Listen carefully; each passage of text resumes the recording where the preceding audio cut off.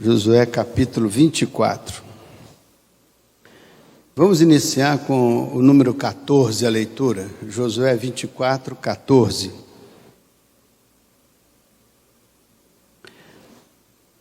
Eu quero sugerir que depois em casa vocês leiam o capítulo 24 todo.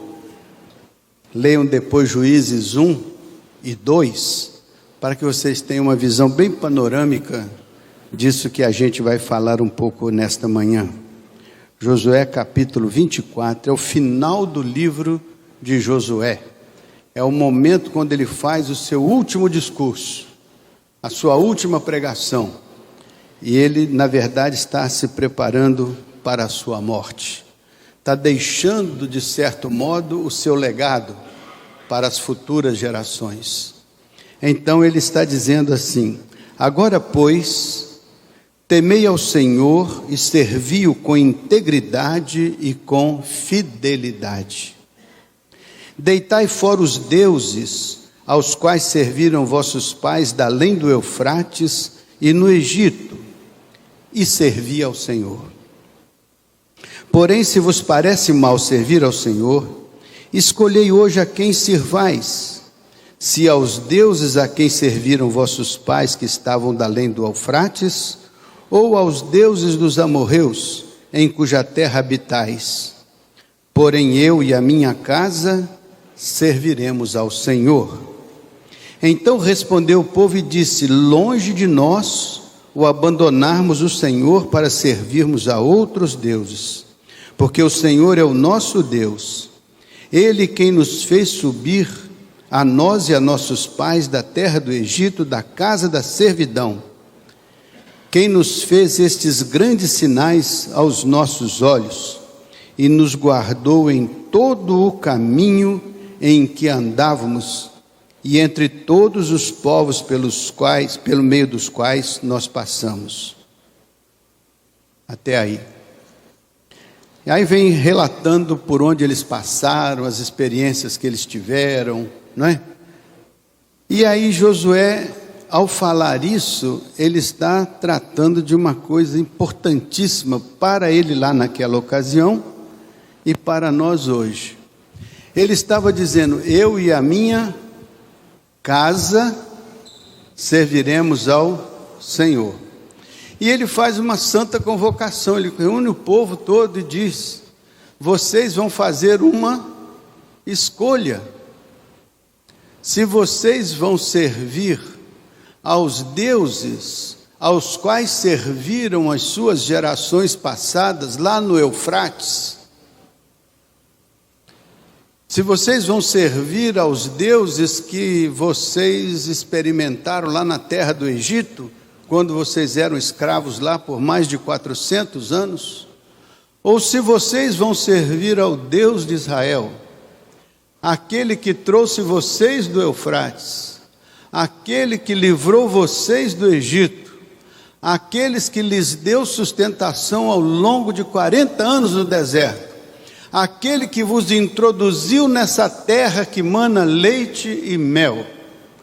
Vocês hoje vão fazer uma escolha, se vocês vão servir a todos esses outros deuses que povoaram o seu universo de compreensão, de entendimento, de experiência, de visão, ou se vocês vão servir ao Deus de Israel, do qual vocês receberam todas as bênçãos e com o qual vocês tiveram todas as experiências que sustentou a vida de vocês até este momento presente, este momento de reafirmar esta aliança com Deus. Porque Josué estava pensando: estou na fase final da minha vida, ele morreu com 100 e poucos anos, estou na fase final da minha vida, e eu quero ter a certeza de que vocês vão fazer perante a minha face pela última vez a escolha certa, a escolha correta, a escolha que não lhes poderá ser tirada, a escolha que lhes dará sustentação para as futuras gerações.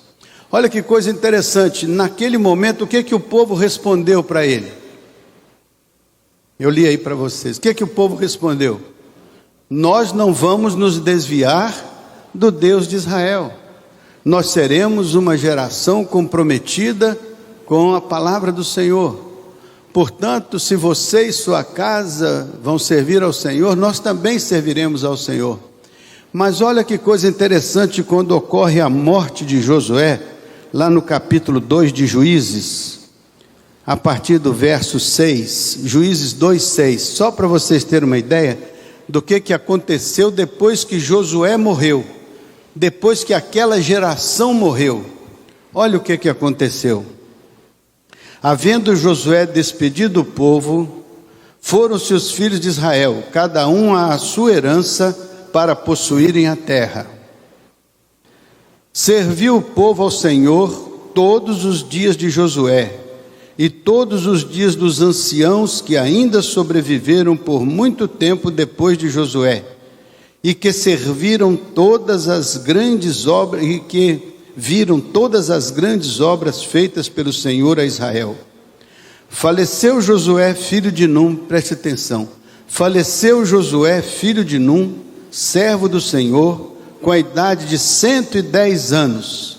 Sepultaram-no no limite da sua herança, em Timnat-Heres, na região montanhosa de Efraim, ao norte do monte Gaás.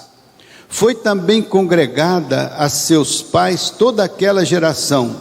Agora preste atenção. E outra geração após ele se levantou, que não conhecia o Senhor, nem tampouco as obras que Deus fizera a Israel. O que vocês entendem disso? Josué tinha declarado aquele legado aos seus liderados. Eles fizeram uma declaração de fé, e aquela geração foi fiel ao Senhor durante os próximos dias de Josué e depois, enquanto durou a geração. Mas depois que nasce uma nova geração, depois que começa uma nova geração, diz a Bíblia que essa nova geração não obedeceu ao Deus de Israel, não tomou conhecimento dos valores praticados pelos seus pais, não honraram a fé dos seus pais, não valorizaram a aliança do Senhor. Então esta é a base da nossa reflexão nesse bonito Dia das Mães, porque com certeza as mães são as principais pilastras da sustentação da aliança de Deus nos seus lares. Embora que os pais são os responsáveis efetivamente pela manutenção desta aliança, foi entregue aos pais, mas curiosamente foi entregue às mães a responsabilidade de dar apoio aos seus maridos, de tal maneira que o marido não se desviasse do propósito de Deus, e que ela fosse cooperadora junto com ele no mesmo propósito, na mesma missão, a fim de cumprir o projeto de Deus para a família. Por isso que se diz erroneamente que a mulher é submissa ao seu marido como se fosse um ato de dominação e de poder. Longe da Bíblia essa ideia. A ideia é que o marido tinha uma missão que ele não podia cumprir sozinho. Então a mulher foi chamada a agir com ele nesta missão também. Por isso que era uma submissão. Ela não tomaria o lugar dele, mas se ela não lhe desse suporte, ele não conseguiria realizar a missão. Então submissão é missão conjunta. Não é um subordinado ao outro ou um dominado pelo outro. É ambos subordinados a Deus, que lhes deu uma missão, e esta missão cumprida realiza o projeto vitorioso de Deus para a família. É isso. Entendendo submissão como uma parte da missão que Deus deu ao casal para levar avante a obra. O mundo, infelizmente, tem invertido estas verdades de Deus, tem desvirtuado estas verdades de Deus, e em certa medida colocou um contra o outro, ou um em confronto com o outro, em conflito com o outro, em disputa com o outro. quando na verdade deveriam harmonizar-se e criar uma unidade cooperativa, porque no fim de tudo Deus diz que nós somos cooperadores de Deus, operamos conjuntamente com Ele, para que o projeto chegue a bom termo, não é verdade? Então vamos ver, eu e a minha casa serviremos ao Senhor. Começa com todo mundo e toda a casa servirá ao Senhor. É assim que começa? Começa com a individualidade, começa com o indivíduo. Eu e a minha casa, mas antes de tudo, eu me posiciono, eu tomo uma posição, eu assumo a responsabilidade, eu me comprometo. Não me comprometo apenas com o Senhor, mas me comprometo com a minha casa. Eu e a minha casa. Faremos o quê?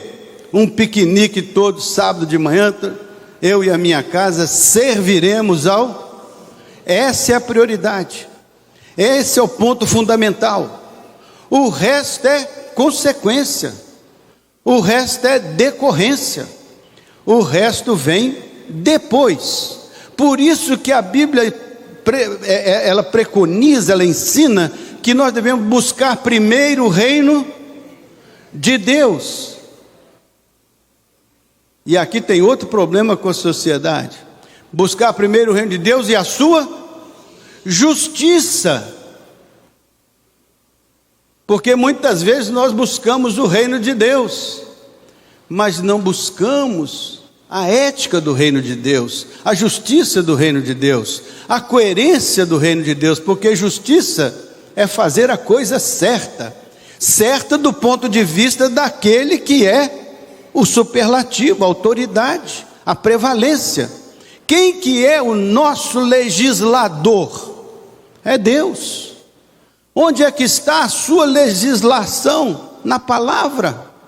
Então, se buscamos o reino de Deus, buscamos a estrutura do seu reino, o conhecimento do seu reino, o ensino do seu reino, a doutrina do seu reino, e nós buscamos isso para fazer a coisa certa. E diz a Bíblia: todas as demais coisas vos serão.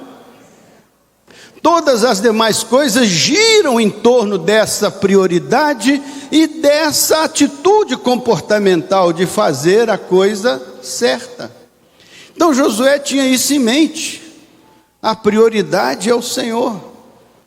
Então nós serviremos ao Senhor. E todas as demais coisas nos serão. Vocês acham que Deus teve um grande problema para dar o maná para o seu povo durante 40 anos? Acho que Deus teve uma dificuldade tremenda. Deus procurou fornecedor no Oriente, no Ocidente, em todo canto, para conseguir trazer maná para o meio de um deserto. Olha, se ele usou FedEx, se ele usou HDL, se ele usou qualquer meio de transporte, como foi que Deus fez para resolver aquele problemão de sustentar aquele problema, aquele pessoal todinho no meio do deserto? E as fábricas, tinha falta de produto, tinha falta de matéria-prima, tinha falta de mão de obra. Pense na confusão que era para Deus organizar essa produção desse bendito maná, para botar isso na mesa do povo todo dia. Foi assim? Meus irmãos, Deus não tem a menor dificuldade para fazer a coisa certa e a coisa boa. Só precisamos nos qualificar diante dele, cumprir os propósitos que ele determina, ajustarmos-nos aos princípios que ele define, estar no lugar que ele mandou estar, fazendo o que ele mandou fazer. Porque, meus irmãos, Deus não tem limites para realizar a coisa certa. Agora, ele é totalmente limitado para fazer a coisa errada. Já pensou Deus fazendo a coisa errada? Roubando, matando, destruindo? Aí ele seria o Satanás. Nisso ele está limitado, ele não vai se trocar com o Satanás. porque desde todo o tempo, Deus assume sobre a nossa vida a condição de superlativo, que vai nos ensinar a fazer a coisa certa, porque Ele desde todo o tempo é a expressão da verdade. Por isso que Jesus Cristo disse: eu sou o caminho, a verdade, a vida. Porque essa essência de Deus é que é a escolha de Josué. Eu escolho a essência do Deus de Israel. Por que ele diz Eufrates? O que tem a ver Eufrates, que fica lá na Babilônia, lá no território, né, da Mesopotâmia, com o Egito, que fica lá na outra ponta? Porque lá naquela região da Mesopotâmia estava Harã, de onde Abrão foi chamado para construir o povo de Deus na terra de Canaã. E o Egito era de onde Deus tirou eles de escravidão para botar ele em Canaã, porque o propósito de Deus era Canaã. E Deus falou: eu vou dar essa terra para você. Disse o Abraão e depois disse para o Moisés. Quando Deus diz uma coisa para você, Ele vai honrar aquilo em todas as gerações futuras, porque Deus tem uma palavra que não muda, uma palavra que é fiel e digna de toda aceitação. Então Josué se firmou nessa palavra, nesta compreensão. E é assim que nós formamos famílias fortes, quando nós nos firmamos na palavra do Senhor, na estrutura bíblica que Deus ensinou que nós devíamos cumprir para construir a coisa certa. Então em Deus não há o relativismo dessa pós-modernidade. Na pós-modernidade tudo é relativo, não tem uma verdade absoluta. Mas a Bíblia fala de um Deus que não é relativo. Por isso que eu gosto muito da expressão de Deus quando Ele falou com Moisés, ao chamá-lo para uma missão especial no Egito. O Moisés perguntou: Senhor, mas quando chega lá eles vão me perguntar: quem foi que te mandou? O que eu vou responder? Ele diz assim: diga, eu sou, te enviou. Aí diz: mas Senhor, vai ser confuso, porque quando eu falar eu sou, eles vão querer saber, eu sou o quê, quem, onde, como, por quê, para quê? Ele: não se preocupe, quando eles perguntarem quem é o eu sou, diga, eu sou o que sou, pronto. Se eles perguntarem a terceira vez, você diga, eu sou o que sou, o que sou. Se eles perguntarem a quarta vez, você diz, eu sou o que sou, o que sou. E se eles ficarem perguntando a vida inteira, até chegar em 2019, você diga, eu sou o que sou, o que sou, o que sou, até chegar em 2019. Por quê? Porque Deus é um absoluto para nós. Embora as interpretações variem o quanto quiserem, mas Ele continua sendo o grande eu sou. E se Ele nos deu a sua palavra, por mais que hajam variações, nós temos que ter a humildade de nos submetermos a esta palavra, para que esta palavra seja o norte da nossa interpretação do divino. Senão nós nos perdemos neste mundo de relativismos, nós nos perdemos nisso. O que é essa pós-modernidade que hoje graça no país e no mundo? É o fato que todos agora questionam as verdades absolutas, e dentro dessa relatividade todo mundo tem a verdade de todas as coisas no tempo certo, no tempo que quer, no jeito que quer, no modo que quer. E então cada um que organiza uma forma dessa verdade, dessa percepção, acaba tendo seus seguidores. E assim o mundo vai se multiplicando em uma fragmentação gigantesca de possibilidades. E não há alguém que possa dizer, esta é a verdade. Por isso que nós invocamos a pessoa de Jesus Cristo. Por isso que nós invocamos a liderança de Deus. Por isso que nós invocamos a liderança do Espírito Santo para nos conduzir em toda a verdade, como diz a Bíblia, sendo a palavra de Deus a verdade. Então só há um jeito de encontrarmos esse absoluto, é se Ele se revelar a nós, e se o Espírito Santo dele estiver em nós, e se o Espírito dele renovar a nossa mente, e nos fazer entender por esta palavra o caminho de encontrá-lo. Ninguém vem a mim, ninguém vem ao Pai, senão por mim. Então Josué entendeu isso, muito antes desta experiência com Jesus, porque Deus é o mesmo ontem, hoje e eternamente. E hoje nós temos o privilégio de entender isso, porque já gerações de gerações passaram. Pessoas e pessoas foram e vieram em cima desta palavra, em cima destas experiências vividas até aqui. E nós estamos agora com a bola. Esse é o nosso tempo de jogar o jogo. Essa é a nossa geração. Nessa geração é que nós temos que referenciar o Deus poderoso da criação, de tal maneira que as nossas famílias não se percam nesse relativismo ético, nesse relativismo antropológico, sociológico, psicológico, e vai por aí afora. Nós precisamos entender então, como Josué, a responsabilidade que temos de dizer: eu e a minha casa, vá ao mundo, para o lugar que for, para a direção que for, que nós saibamos distinguir entre o mundo que jaz no maligno e a sabedoria que desce do alto, do Pai das luzes, em quem não há mudança nem sombra de variação, e é cheia de bons frutos, e vem para dentro de nós pelo Espírito Santo que nos foi outorgado, nos foi dado. Por isso que Paulo diz: nós somos o templo do Espírito Santo. Jesus foi mais longe, ele diz: eu e meu Pai viremos para ele e faremos nele morada.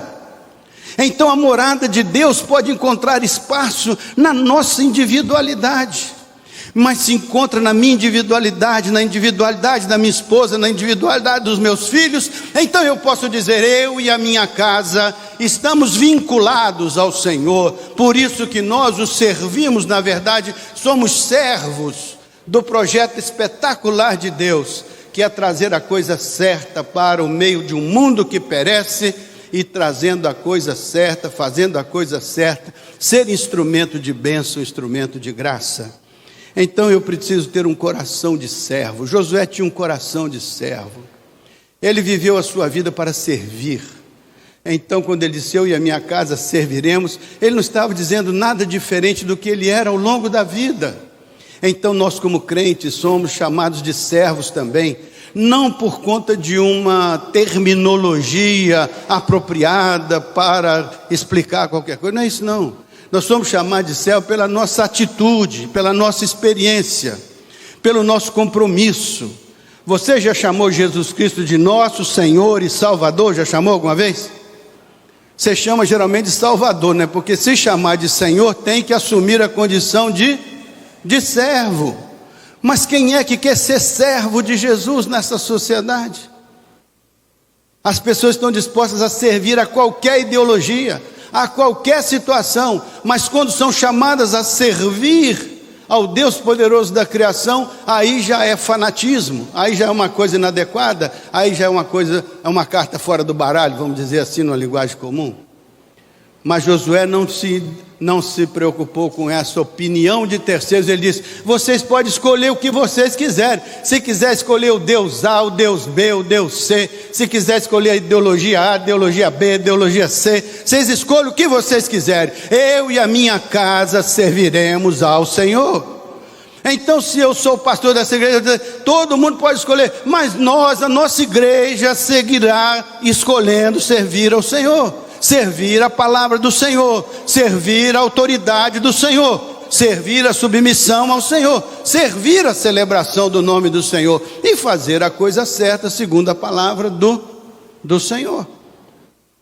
Eu e a minha casa serviremos ao Senhor. Então é uma decisão, uma atitude, uma prioridade. Essa era a atitude de Josué. Eu quero fazer isso e vou fazer isso, e tenho capacidade de convencer, influenciar a minha família, para que eles não vão atrás de deuses estranhos. Eu quero ter isso. Se eu não consigo isso, que eu seja então dependente de Deus, peça a Deus. E se eu não conseguir, eu vou lamentar muito, eu não vou deixar de sentir que houve uma perda quando a minha família se fragmentou. Por isso que essa pregação é um tipo de um alerta, para a gente ensinar a criança desde o pequenininho, para ver se quando ela crescer, ela não se desvia do caminho. Pode ser que se desvie, mas pelo menos a gente fez um esforço gigantesco para que isso não acontecesse. E se já aconteceu, Deus tenha misericórdia, nos ajude a recuperar, a resgatar da perdição, das trevas, para a tua maravilhosa luz, por amor. Não porque a gente vai impor uma coisa, porque a gente não tem poder para transformar a vida de ninguém. Quem tem poder é o Espírito Santo. Mas a gente tem que depender dele. Então essa decisão de Josué é uma escolha que nós fazemos. Por isso que ele diz, vocês podem escolher se vão servir a esses deuses, ou aqueles deuses, ou se vão servir o Deus de Israel. É uma escolha. E nós hoje somos chamados a escolher todo dia. Porque todo dia essa sociedade nos faz ofertas as mais variadas. Todos os dias nós estamos expostos a um sem número de possibilidades de fazer a coisa errada, de escolher a coisa errada, de nos desviarmos da palavra, de deixarmos de seguir a palavra, de achar que a palavra está exigente demais, de achar que a palavra está muito forte e que nós precisamos de uma coisa mais relativa, mais amena. Então nós vamos nos desviando da palavra. Todo dia tem essa possibilidade e todo dia nós temos que fazer uma escolha. Temos que firmar um compromisso com o Senhor. Por isso, quando a gente levantar de manhã, talvez a sugestão seria: Senhor, ajuda-me nesse dia, livra-me do mal, livra-me das tentações, livra de tudo isso e ajuda-me a manter a minha vida, o meu pé, no teu caminho, que eu não me desvie, porque isso é muito desafiador. Outra coisa importante que o Josué tinha aqui nessa palavra é uma visão de futuro. Eu e a minha casa servimos ao Senhor, portanto eu vou morrer em paz, tranquilo. Foi isso que ele disse? Eu e a minha casa serviremos ao Senhor. Ele olha para o futuro, ele olha para frente. É a mesma realidade nossa, meus irmãos. Nós aqui serviremos ao Senhor, porque tem que haver um espaço nessa sociedade, e que seja esse, um lugar onde as pessoas possam vir e ouvir falar que há um Deus absoluto, que há um Deus poderoso, criador e sustentador de todas as coisas, que esse lugar seja uma referência. Por isso nós temos que ter a sensibilidade que Josué teve. Nós, a nossa igreja, as nossas famílias, servirão sempre ao Senhor. Então esta referência precisa ser explícita nesse lugar, precisa estar presente aqui. Esses bancos têm que estar cheios de testemunhas do Senhor, que entendem a vitalidade da palavra de Deus, a vitalidade do Espírito no coração, a vitalidade de Deus, a vitalidade do poder da oração. Não é uma coisa morta, enferrujada, acabada, que não funciona. Esta igreja tem que ser a manifestação de uma experiência de vida espiritual, de tal maneira que as pessoas chegam aqui e sintam isso, que não tenham dúvidas disso, que ao olhar para as nossas relações, elas vejam como viram na igreja do primeiro século. Vede como eles se amam, vede como eles compartilham o pão, vede como eles são comuns na oração, vede como eles oram e estremecem o lugar onde eles estão. É uma visão de futuro, é uma visão de responsabilidade. Mas não é uma visão de locupletação das bênçãos, é uma visão de serviremos ao Senhor. As bênçãos virão, mas não são outra coisa a não ser a capacitação e a sustentação que Deus nos dá, para que com estas bênçãos aprendamos a servir ao Senhor e a servir ao povo do Senhor, ao povo de Deus, e a servir a uma sociedade que precisa de um referencial bíblico, um referencial verdadeiro, um referencial cuja autoridade não está no antropologismo humano, mas está na teologia, no teos de Deus, no teólogo de Deus, na teologia de Deus, na base teológica de Deus, em Deus, não no antropos humano. Porque a grande dificuldade é que o homem está tomando o lugar de Deus, e como ele é falho, todas as suas teorias acabam sendo falhas e fragmentadas, e falta uma consistência que nos dê segurança para saber que a nossa fé está firmada no Senhor, que não se move ao som das ideologias humanas. Aliás, Paulo disse isso. As armas com que nós temos que combater todos estes ensinos enganosos não são humanas, elas são divinas, Por isso que nós temos que sentir que a nossa vida está sustentada, não por uma doutrina, não por uma teoria, não por uma religião, mas está sustentada pelo Deus poderoso da criação, com quem nós temos uma experiência de fé.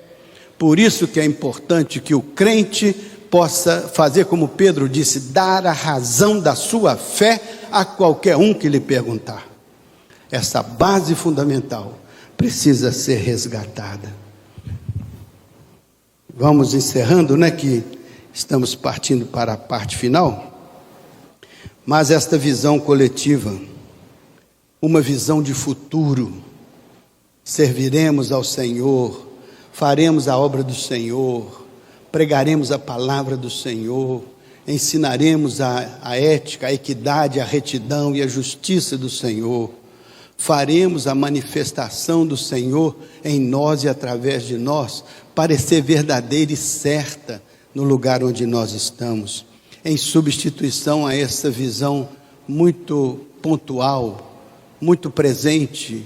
Hoje a verdade é uma, amanhã a verdade é outra, depois de amanhã a verdade é outra, e oscilando nesta multiplicidade fragmentada de verdades, nós ficamos descaracterizados na nossa identidade, e assim vamos perdendo a segurança que vem do Senhor. A Bíblia diz, vós examinais as Escrituras, porque cuidais ter nelas a vida eterna, e são elas que de mim testificam. Todo mundo pode examinar e pode... Agora ele diz, mas vocês não querem vir a mim para terem a vida. Eles usaram um plural, não quereis vir a mim para ter... o plural, não quereis vir a mim para terdes a vida. Examina a Escritura, mas se não for a Jesus, a Escritura é uma letra morta.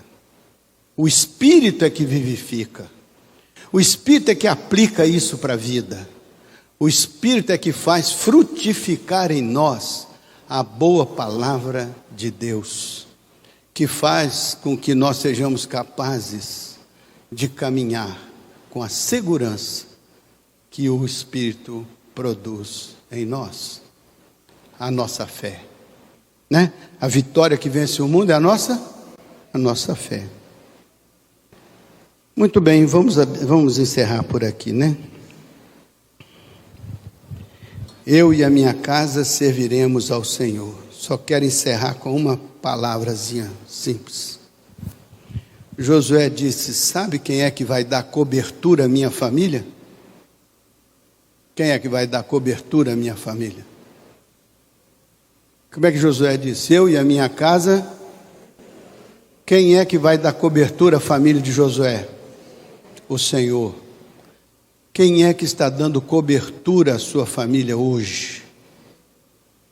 Qual é a cobertura da sua família? Isso é fundamental. Quem é que está dando cobertura para a nossa igreja? Quem é que está dando cobertura para a nossa família?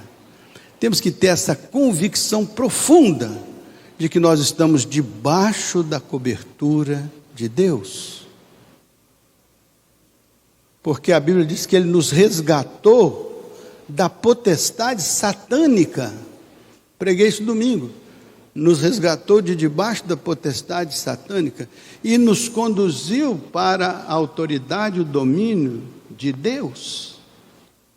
Então nós saímos de debaixo de uma cobertura errada, demoníaca, diabólica, e entramos debaixo de uma cobertura espiritual, divina.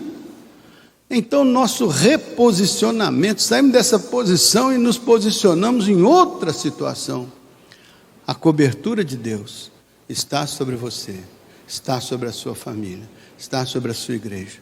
Sabe que tudo isso é importante para a gente saber, como disse João, que o maligno não lhe toca, por causa da cobertura divina sobre a sua vida. Meus irmãos, Josué disse, eu e a minha casa serviremos ao Senhor. Queridas mães, queridos pais, queridos filhos, todos nós somos responsáveis por construir uma família que serve ao Senhor. Uma família unida, uma família integrada, uma família comprometida com o Senhor, uma família que segue a ética do Senhor. Esse mundo relativo que está aí, segue a ética do hedonismo, segue os padrões do consumismo, segue os padrões do relativismo, mas nós temos que seguir a ética da palavra, do Espírito, da letra, do Espírito da letra, da liberdade que nós alcançamos quando Jesus é, de fato, nosso Senhor e o nosso Salvador. De andar segundo esta prioridade, buscando primeiro o reino de Deus e a sua justiça, sabendo que todas as demais coisas serão acrescentadas ao redor dessa centralidade, dessa prioridade. Nós somos responsáveis, meus irmãos.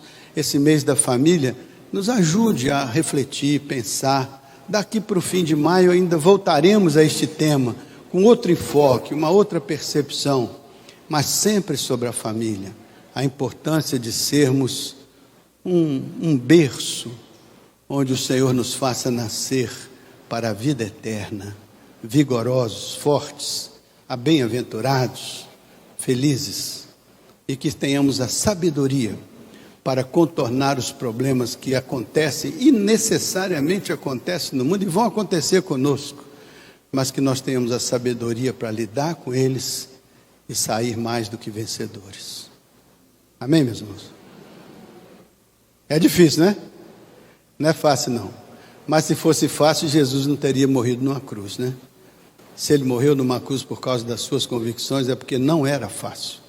Mas ele estava disposto a pagar o preço pela glória que lhe estava reservada.